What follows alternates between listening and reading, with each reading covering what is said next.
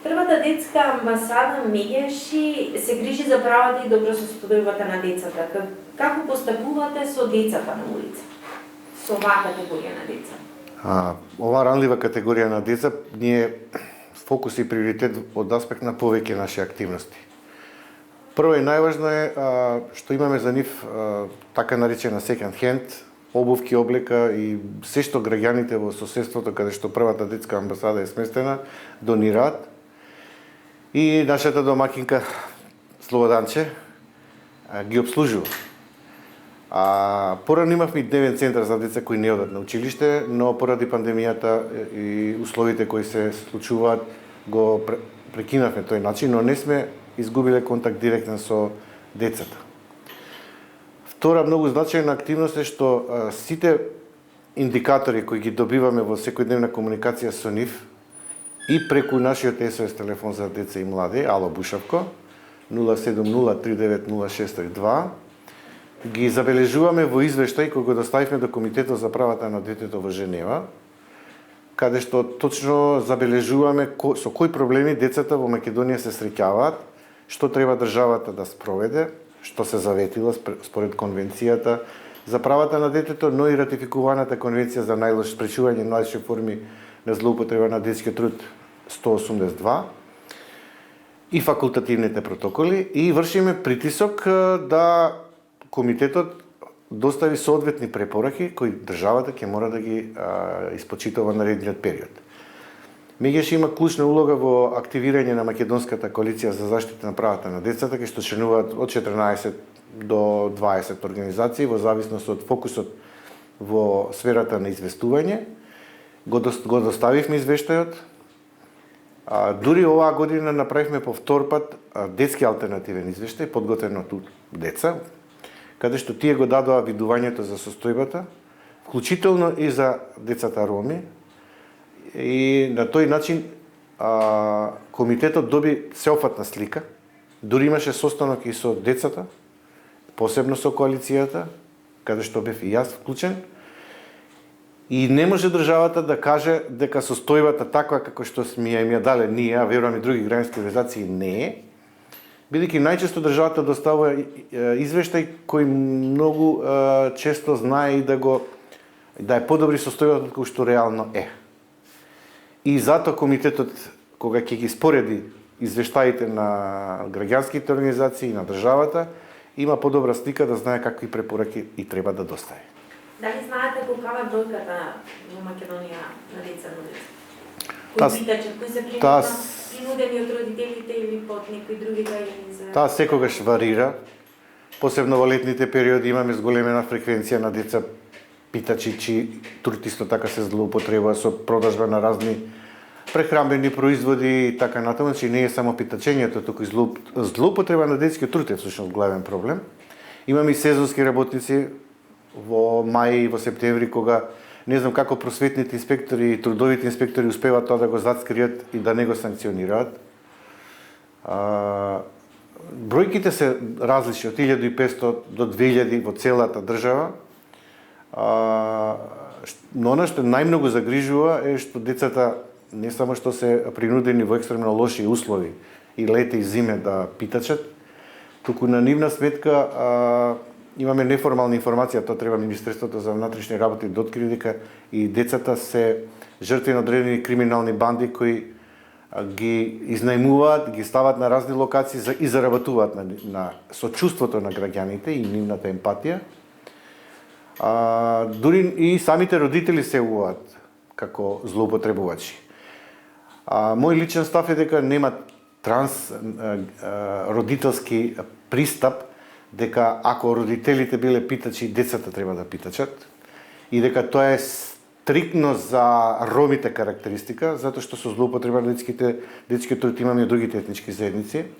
И тоа е многу често поврзано со сиромаштија, неписменост и исклученост од општеството. Ние многу често велиме како организација, ако децата на време се вклучат во градинка бесплатно и ги користат сите бенефиции, децата ќе стекнат одредени животни навики кои ќе бидат поинакви од оние кои уште од рана детска возраст родителите или криминалните банди ги принудуваат децата да го прават тоа што го прават. И дека со вклучување на детето во градинка и навремено вклучување во училиште имаме едно дете помалку на улица, но не е само тоа.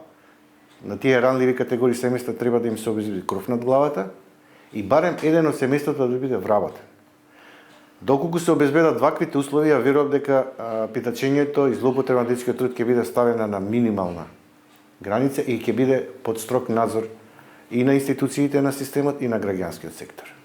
Работата на улица не се санкционира, како што спомнавте, вие секојдневно сме сведоци на деца на улица, самостојни или пак под иницијатива на други, на родители или пак други групи, питачат на улицата, на улиците препораки за да се намали овој број, да се сузбие овој проблемни. Па знаете, имаше порано акции на одземање на деца од улица или одземање на родителско право.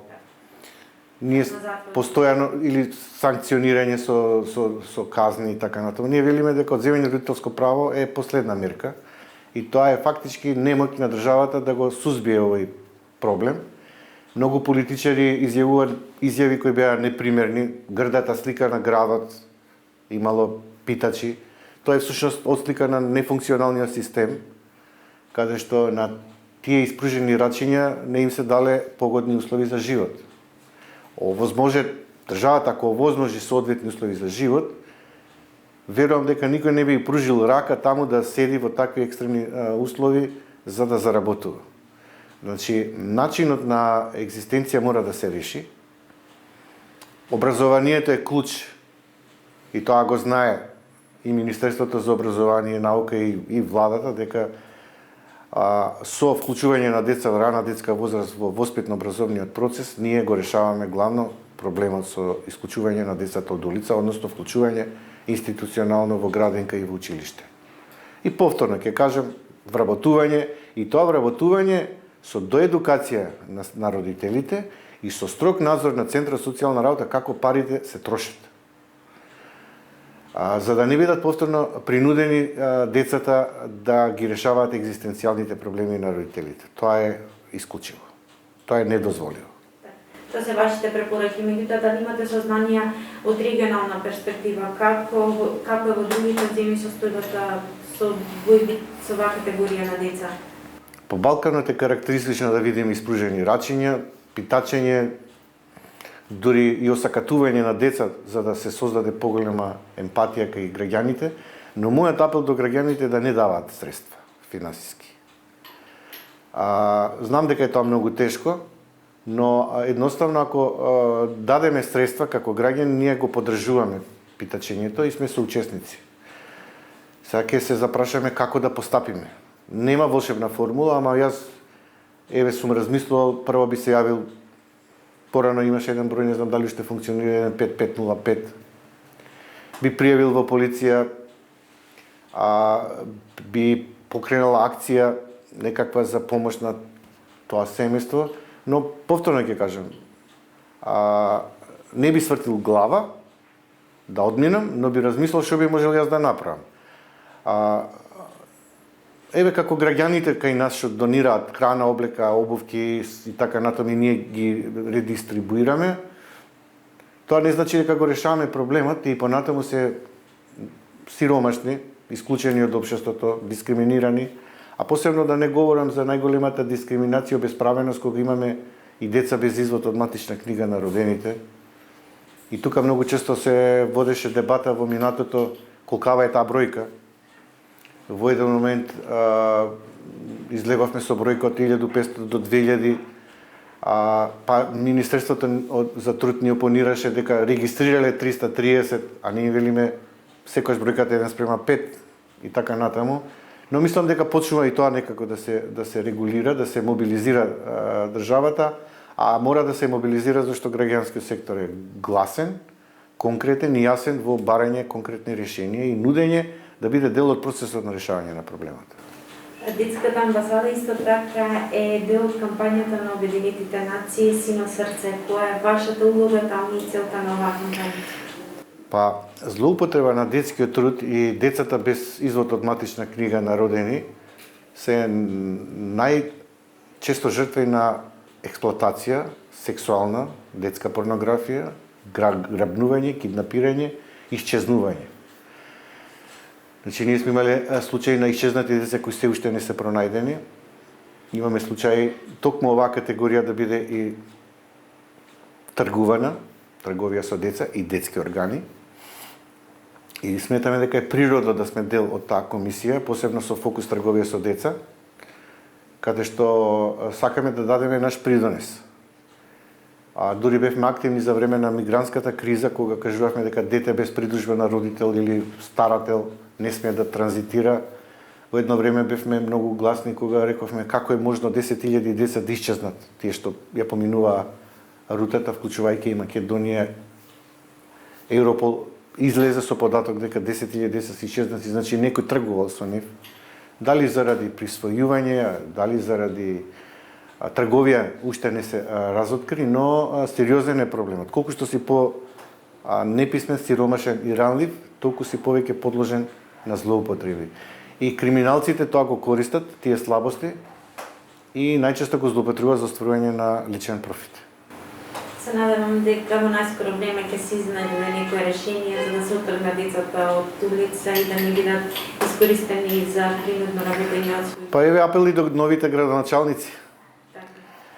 Бидејќи образованието е исто така под нивна ингеренција, нека се запрашаат колку тие во нивниот мандат успеале да вклучат деца во редовниот задолжителен образовен процес, а не само да се фалат со осветлување улици, инфраструктура, канализација и водовод.